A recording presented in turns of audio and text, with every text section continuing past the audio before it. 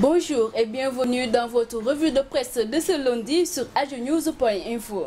Mort de l'étudiant Bassirou Faye, Assane Dioma Ndiaye déplore les lenteurs de l'enquête selon la Tribune. Le président de la Ligue sénégalaise des droits de l'homme, maître Assane Dioma Ndiaye, déclare que l'enquête sur la mort de l'étudiant Bassirou Faye n'avance pas. L'avocat s'inquiète que les vieux démons du pouvoir libéral se réveillent. Il est inadmissible selon lui que depuis le meurtre de l'étudiant Bassirou Faye, que l'enquête soit pratiquement au point mort. Aucune arrestation, pas une information ouverte, un silence total, déplore-t-il dans la Tribune. L'AS titre avec ses propos du chef de l'État qui recevait une délégation des étudiants: je ne protégerai aucun criminel. Le président de la République a clôturé la longue série de concertations initiées avec les acteurs du monde universitaire afin de trouver des solutions à la crise universitaire. Et les étudiants des universités Gaston Berger de Saint-Louis, Assane Seck de Ziguinchor, entre autres, samedi dernier, il a reçu ceux de Dakar. Mais au problème de bourse qui a été encore posé sur la table, Macky Sall est resté sourd, écrit l'AS. Le Populaire met en exergue Macky extirpe les policiers de l'université, mais ajoute le Populaire à propos de la mort de l'étudiant Bassirou Faye. L'avocat de la famille dénonce les lenteurs en dépit de la promesse du procureur de la République de faire la lumière sur cette affaire. Les journaux plongent dans les relations entre Macky Sall et son entourage. Enquête annonce des retrouvailles en vue entre le chef de l'État Macky Sall et son ancien premier ministre Aminata Touré à la suite d'un entretien téléphonique.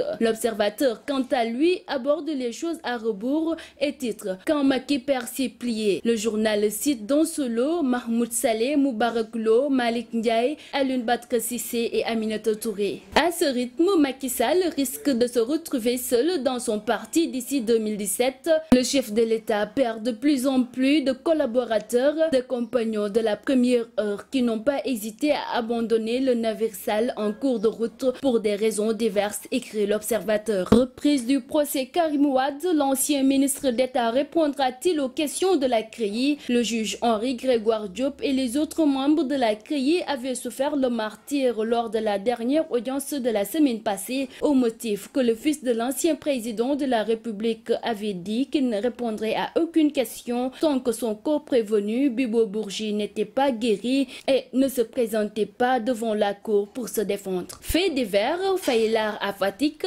les péripéties d'une renversante affaire de mœurs, nous révèle l'Observateur.